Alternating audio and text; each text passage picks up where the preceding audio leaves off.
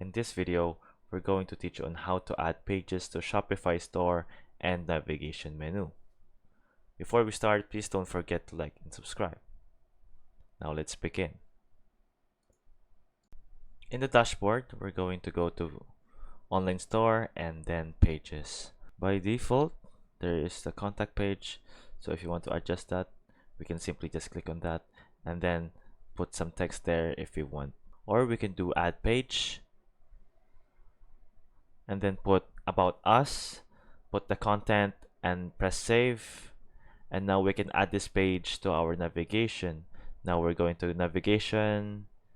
Let's say we're going to put it in the main menu and add menu, and then we're going to link the page and our mission or our about us.